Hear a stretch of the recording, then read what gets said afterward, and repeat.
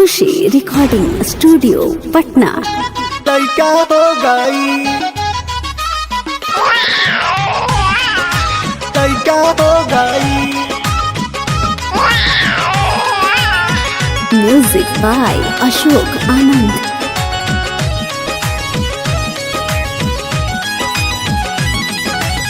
नेटी Google Twitter जब से ले आई जमाना कल जुगे कैसा हो गई। नेटी गूगल ट्विटर जब से ले आई जमाना कल जुग कैसा हो गई। कल जुग कैसा हो गई कि देखो व्हाट्सएप वाली छौड़ी के हइका हो गई। हायरम शादी के 13 दिन बाद लइका हो गई।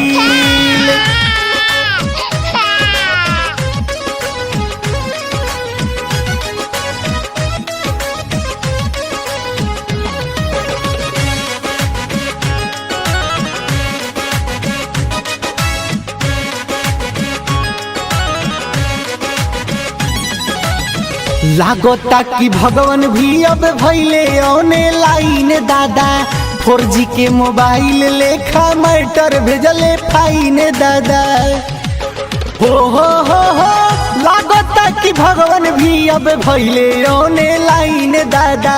4G के मोबाइल लेखा मैटर भेजले फाइन दादा। देखे खातिर टूटल गाँव घरे पूछता मोहल्ला ई कुल कैसा हो गई। देखे खातिर टूटल गाँव घर पूछता मोहल्ला ई कुल कैसा हो गई।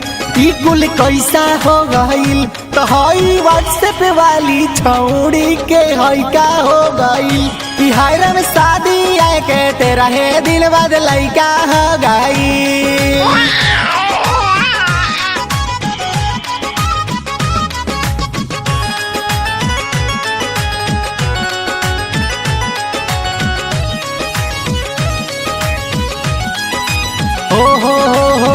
कैली ऐसन करम छपल पेपर टीवी नेट पे दादा। जियो वाला सिम लेके कैली गोटी सेट ये दादा। हो कैली ऐसन करम छपल पेपर टीवी नेट पे दादा। जियो वाला सिम लेके कैली गोटी सेट ये दादा। सब गुड़े माटी कैली ले मरली इज्जत धोखा ऐसा हो गई।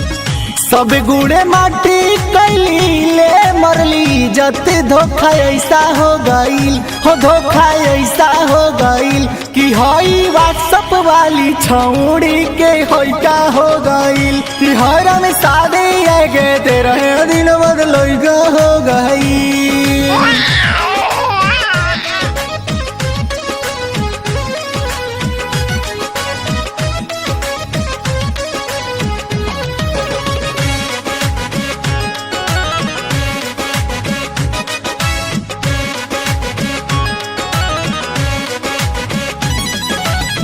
चेकअप की राहुल डॉक्टर भेजलन ई रिपोर्ट दादा।